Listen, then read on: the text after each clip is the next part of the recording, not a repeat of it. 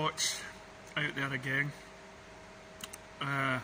So everybody is to get this vaccine, and ever since this COVID thing started, well, for a long period now, I've questioned things and didn't just sit right with this. As I say, one minute I saw on the TV a guy asking the presenter about having the population to go down to one child or two children at the max.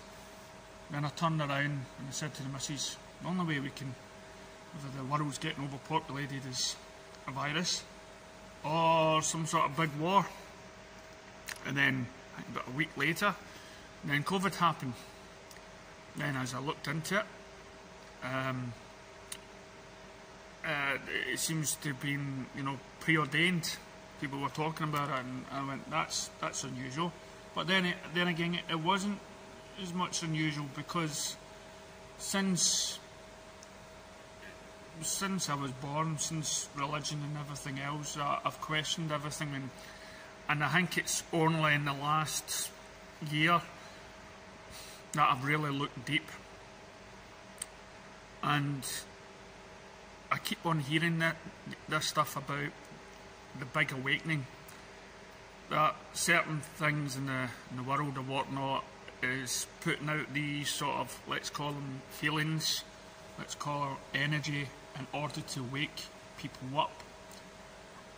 Now, I'd love to totally, fully believe that. I do. But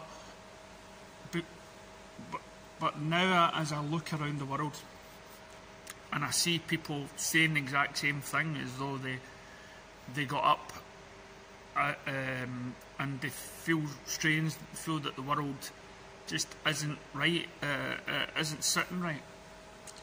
So it's made me think, yeah, maybe it is, and the more I investigated stuff and the more I looked into stuff and listened to so many different ideas, yeah, I've definitely questioned a lot of things, and that's why I'm making this video, and I'm going to call it Conspiracy Theory of the Truth, because I think they're all one of the same, and it's up to you to choose which one to believe in.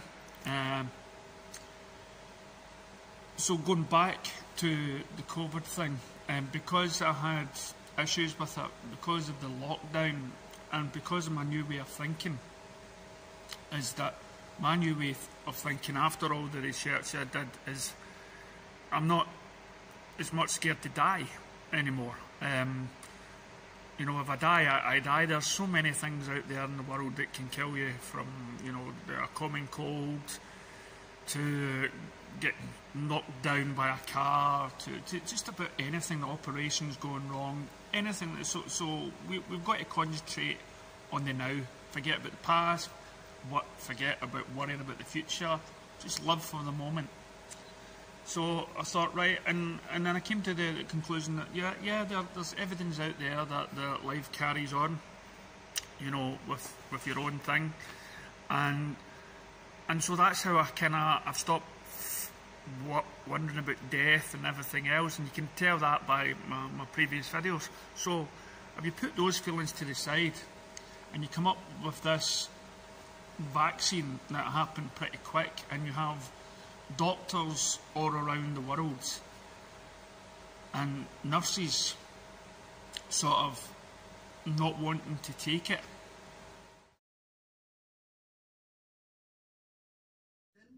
Should I get the COVID-19 vaccine? Yes, I'm asking that question as a doctor, and I'm going to explain to you the unique situation that I'm in shortly and throw it open to a scientific debate. But firstly, right off the bat, I know vaccines are an emotive issue for many people. I am a doctor that recommends vaccinations to all of my patients, routine vaccinations. I'm a great reader of the history of medicine, and when you read about what vaccinations have done over the centuries, including for illnesses like smallpox, it is truly remarkable. Smallpox has been completely eradicated, used to ravage whole communities, killed hundreds of millions of people over the centuries, and we no longer have to worry about it. Traditionally, what vaccines involve is injecting a small portion of a virus or inactivated portion of a virus into someone, provoke an immune response so that next time they encounter the virus, they don't get severe symptoms or ideally get no symptoms at all. The COVID-19 vaccine, released in December, has obviously been produced in record time. We didn't have a choice. We hadn't even heard of COVID a couple of years ago, and it's already been rolled out to millions of people. I've been recommending it to my patients, especially high-risk groups first, and I have multiple family members, including my parents, who have received the vaccine. I have not, however, received it yet, and I'm on the fence. Let me explain to you what's happened. So back in February of last year, February 2020, I came down with what I thought was a mild respiratory viral infection. At the time, we didn't know that COVID was among us. This is the east coast of the USA, and no testing was available anyway. So I recovered at home in a few days, but I did have some unusual symptoms, including a lingering dry cough, and I was suspicious afterwards for a few weeks that it may have been COVID. I had a blood antibody serum test in May of 2020, which did return positive for IgG. And then I put two and two together and realized that I must have had COVID. Then over the next few months, I had several tests. We had to, as part of my job, have finger prick tests for antibodies, which are not as accurate, but nevertheless, they kept returning positive, which did provide me with some reassurance. Then in December, the vaccine was released, and since then, I continued to have those finger prick tests and still had antibodies. Finally, I had another blood serum test, and it's now the end of March 2021, and I had a test this week, and I still have IgG, and this test was actually more quantified, and I had a high level of antibody. So here's a dilemma I'm in. I've been learning science since I was in elementary school. I've obviously since become a doctor. I do not believe that if you have antibodies, you need a vaccination for any illness. Thinking about how we practice medicine, how I practice, how every doctor, per my understanding, practices medicine. In my clinic, for example, we test for antibodies all the time for illnesses like hepatitis A, measles, and if people have antibodies, we never give them a vaccine. I've made videos previously on many aspects of immunity and the COVID-19 vaccine, but I'd like to touch on a few points here. The first point is that I'm not aware of any vaccine out there which will ever give you more immunity than if you're naturally recovered from the illness yourself. And of course, you don't want to have the illness, but if you've naturally recovered from it, my understanding as a doctor and therefore scientist is that those antibodies will always be better than a vaccine. And if you know any differently, please let me know. The second issue relates to how long you should wait for after you have an illness to get the vaccine. Now, the current recommendation from the CDC is to wait for 90 days, so about 3 months. And I'm not sure where this 90-day figure came from. I think it may have been pulled out of thin air because there's not too much evidence out there. There's not too much data for this number. And again, coming back to a logical question, if we are suggesting that recovering from an illness, the antibodies and immunity only last for 90 days, then how could a vaccine possibly last any longer than 90 days? Do you follow the logic? The other issue relates to asymptomatic spread, and there's no evidence that having a vaccine ever prevents asymptomatic spread of an illness. If you have the vaccine and it works, a vaccine for any illness, then it will stop you from getting symptoms. But theoretically, you could be carrying a few virus particles in your nose and pass it on to somebody else. From a clinical perspective, my concern is that if you already have antibodies and you have a vaccination, it could provoke what we call a hyperimmune response. And there have been case reports of this. Now, I'm somebody who tries to eat healthy. I work out every day. I'm relatively young. I'm exactly the type of demographic, if you read the case reports, that is prone to a hyperimmune response. And remember, in medicine, our motto is do no harm. There are some people out there that I've encountered who say, oh, just take the vaccine. It's far easier. Just have the shot. And that doesn't sit well with me as a doctor and a scientist. I practice internal and lifestyle medicine. I'm all about prevention. I value my body, I value anybody's body, and I'm never in favor of any intervention, whether it's a medicine or an injection, that is not needed. But as of now, it's the end of March 2021, I feel like I'm being backed into a corner here because there are news reports, and you've probably seen these as well, that very soon they're going to introduce vaccine passports in order to be able to do everyday things. And I'm somebody who loves to travel, I like restaurants, I like bars, and if we have to show a vaccine vaccine pass in order to get into these places or travel, then I'm going to have to logistically and practically consider what to do. And so far I've read about all of the vaccines. If it comes to me having to take a vaccine, I'll probably go for the Johnson & Johnson one as opposed to the Pfizer or Moderna vaccines, which are 2 shots. The Johnson & Johnson is 1 shot only, and it's also not an mRNA vaccine. That's what I'm thinking now. I'm not sure. I'll probably make a video about this if and when the time comes. I believe that there could be thousands, if not millions of people who are in my situation. And I do believe that having antibodies should be the equivalent, if the time comes for a vaccine pass. If you have antibodies, that should be considered the same as having a vaccine. And this is just me. I emphasize this point enough. I'm not talking about everyone here. I am, as I said, recommending the vaccine to high-risk groups, but it's important to be protected. If you have antibodies, you should, according to all the science that I'm aware of, be protected. And medicine is not a arbitrary science. I never believe in rules for everybody. Medicine especially is a case-by-case science, and there's often more grey in medicine than black and white, and I believe in individualized medicine. And nobody knows all of the answers, whether it's me, anyone else who claims to be an expert, or even Dr. Fauci himself. Medicine and science is constantly evolving, and we're learning more all the time. And aside from everything else I've mentioned, from a purely humanitarian standpoint, it makes more sense that somebody else gets the vaccine first, ahead of me anyway, if I already have antibodies, and that would apply to most people who have already recovered from COVID. So I'm open for debate here.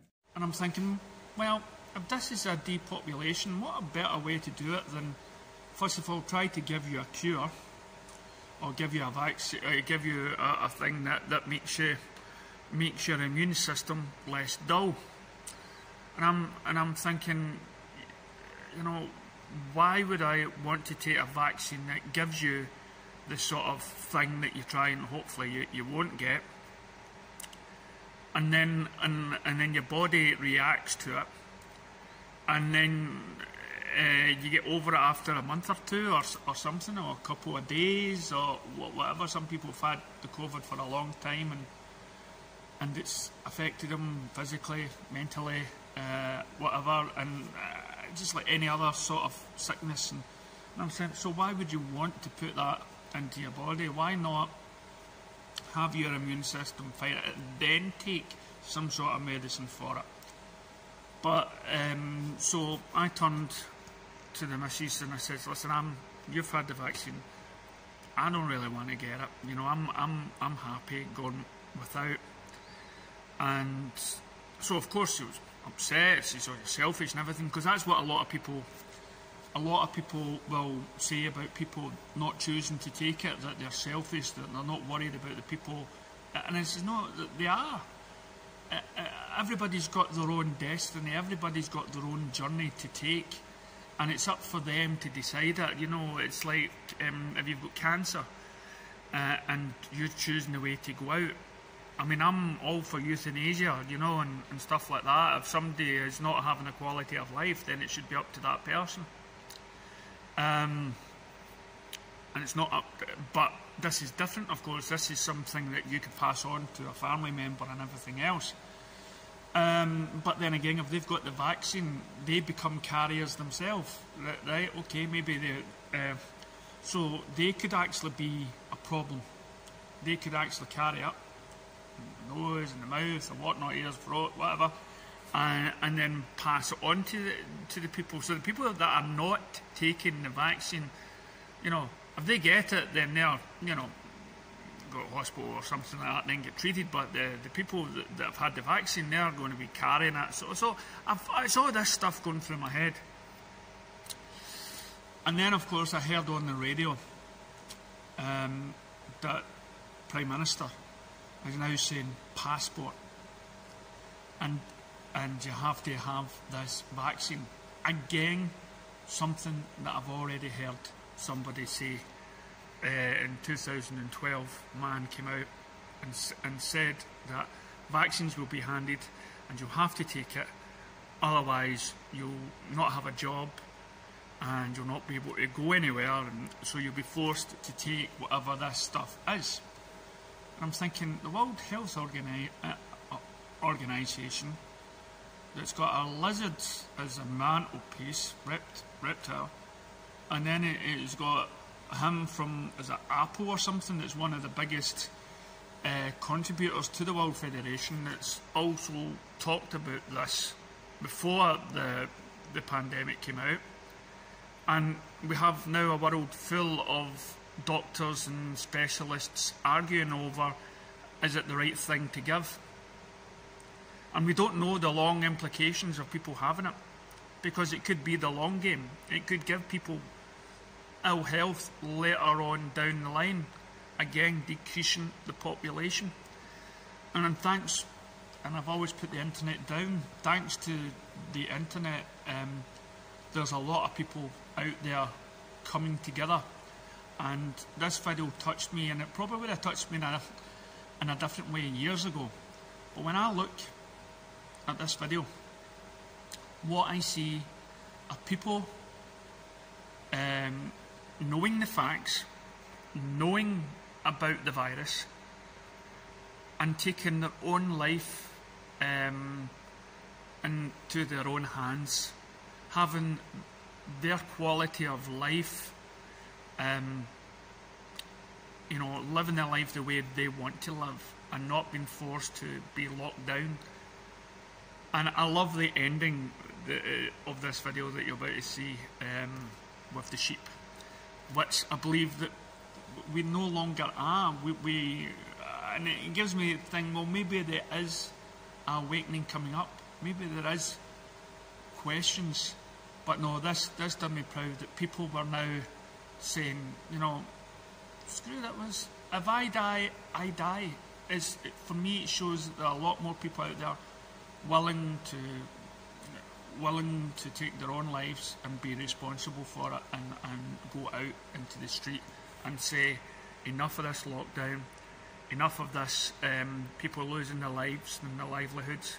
I'll take the consequences, but you don't have the right over my life to tell me what to do, because this is your own life and your own experience. And the more I look into it, there's strange things happening up the sky as well recently, so maybe there is something else happening. Have a wee look at your video.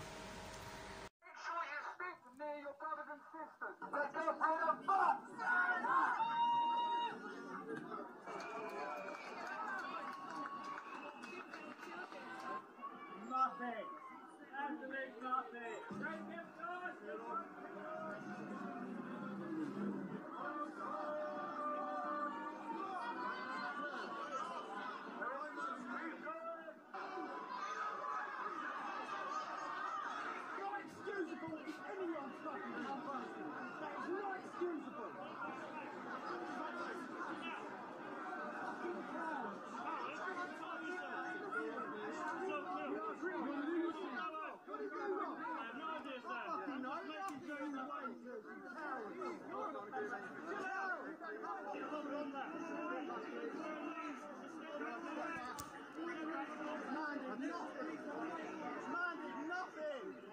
You did nothing! You're fucking evil! Guys, we're going to be escorted on this side.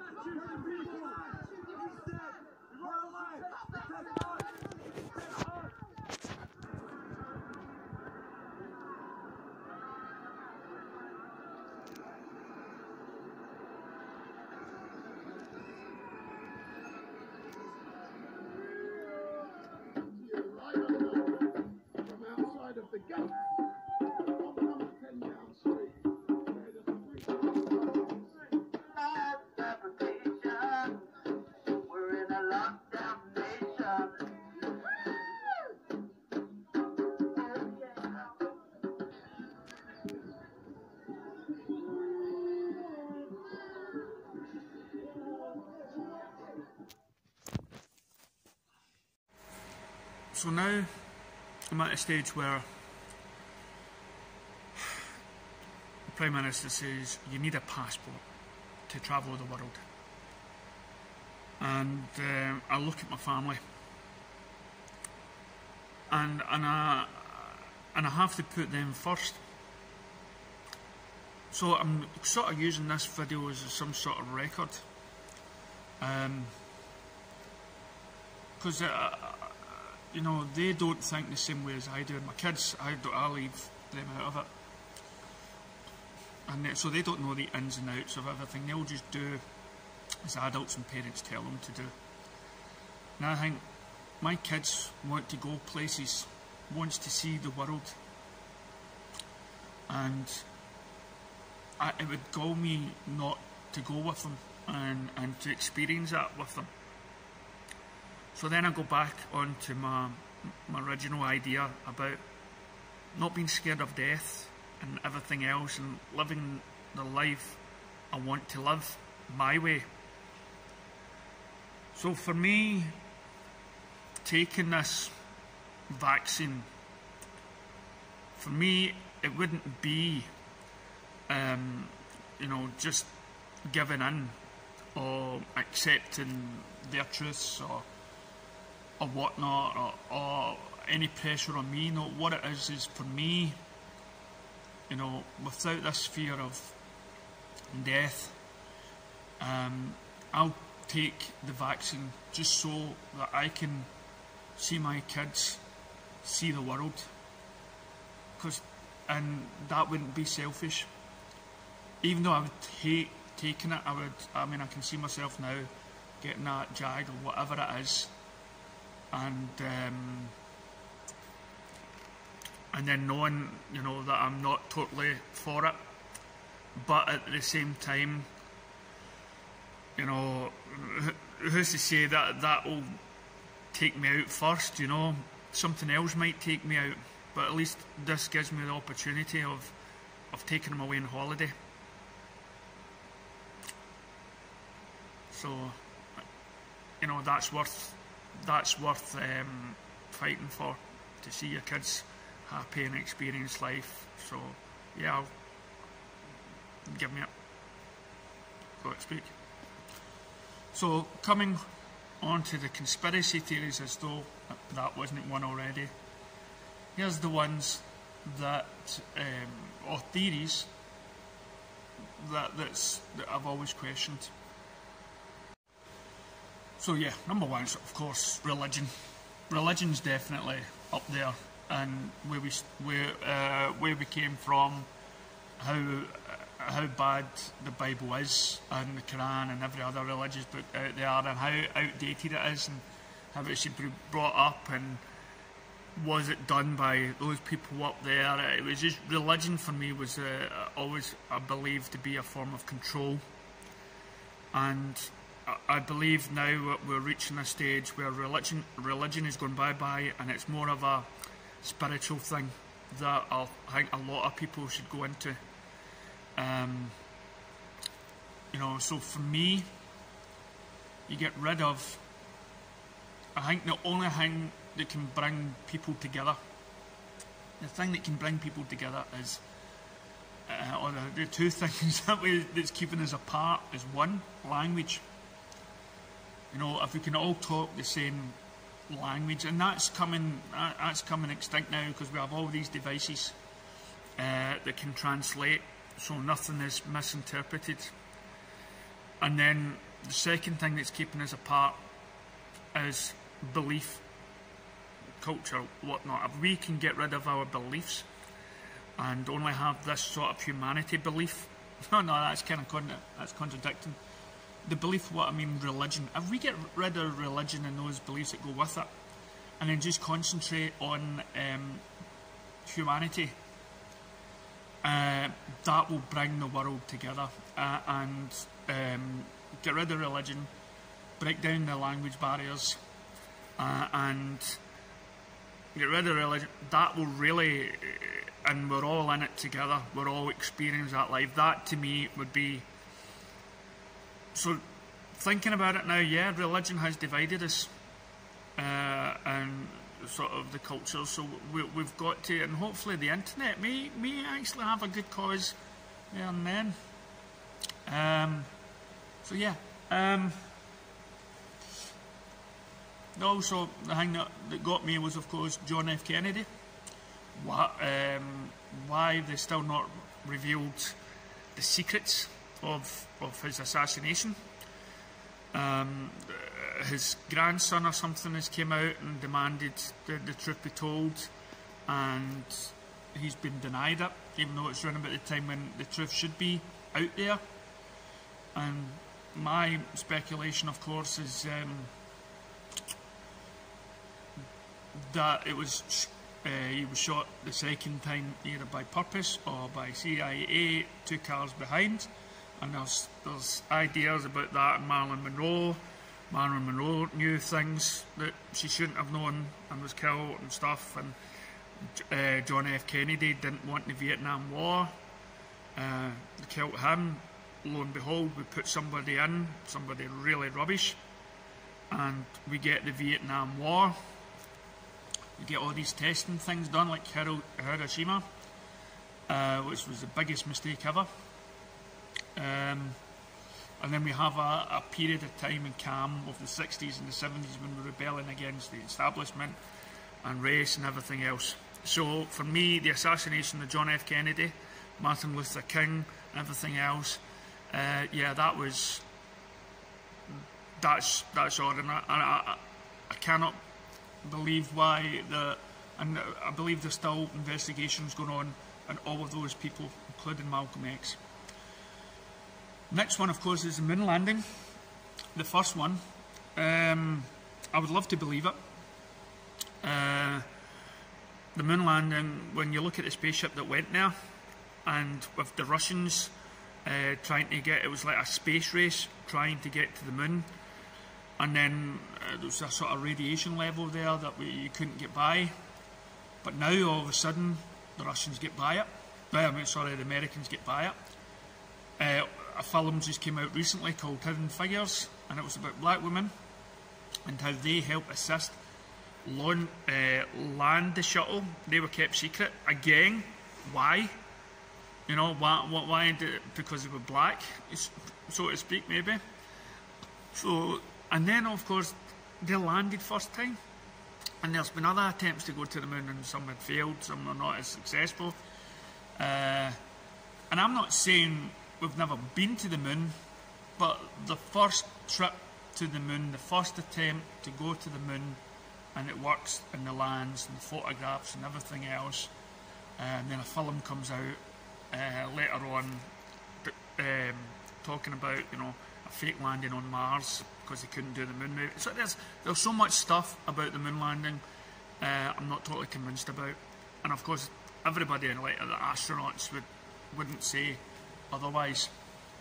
But then again, it's only recently the astronauts are talking about how they've been talking to aliens while they've been up in space, 20 years after they've been up.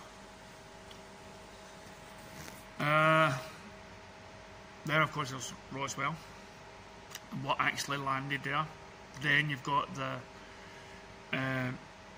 events of the British Roswell down in one of the air bases down in London, that I'm just currently reading the book and probably talk about it live on TikTok at one point, read you some comms of that. And then that brings us up to September the 11th, and the way the buildings came down, how the planes, you couldn't see any plane fragments outside the Pentagon. You saw bulldozers. I've still to see an image of a plane's wing or something outside the Pentagon, but all I see is bulldozers. And then the way the towers came down, and you watch so many documentaries, and it just looked like a controlled explosion. And then you say, well, what thing with the planes? Well, of course, CGI, homemade mobile phones, put a wee bit of effects there and everything else. And I can't recall any talk about somebody in the Pentagon window or something, or the survivors of the Pentagon talking about seeing a plane coming down. And then, of course, we get the story about British journalist has came out and, you know, she came out and discovered that the governments were lying about weapons of mass destruction, and of course there's stories about how this was all pre-planned, to look for a man in the desert for so many months. So I read about that, and of course when I was there, when I saw the towers come down, I was ready to fight, you know, to fight with America, because that's all it showed you constantly, and they were using the God phrase quite a lot. And now I look back, I'm sort of angry with myself that I sat there and watched these buildings come down and I was taken away. And then you think, when they went to the president, George Bush, I think that was the president at the time, and he was like on a nursery, or talking to school children or something, and the guy comes over, whispers in the ear, then he still sits there. It's like, and then he carries on. For me, you know, there's a bit of my mind that says, okay, we've did it, we've started this war. So yeah, so when I take all of this stuff into it, and what's happened throughout the years up to the COVID and stuff like that, you know, it's good to ask questions. And you can say, oh, it's conspiracy ideas and theories and whatnot, and then you got to ask yourself, well, who have you been listening to? Is it the news? Is that where you get it? Well, those protesters that you've seen outside 10 Downing Street, I don't remember seeing that in the news. There's a lot of news I find on YouTube by people with the phone cameras and whatnot, I never once catch on the news. And so that to me is, I feel news isn't trustworthy. And I like to believe in humanity. I like to believe in people that have got nothing to lose. I'd rather listen to them rather than I have a studio that can be told what to say and what not to say. You go onto Facebook and you're told not to, you're only allowed to say certain things on these websites, and if you have an opinion of your own that doesn't fit the narrative, you know, it's taken away. This video might be taken away, who knows. But if you've got any theories or ideas and whatnot, notice I never said conspiracy, let us know in the comments below, and thanks for watching.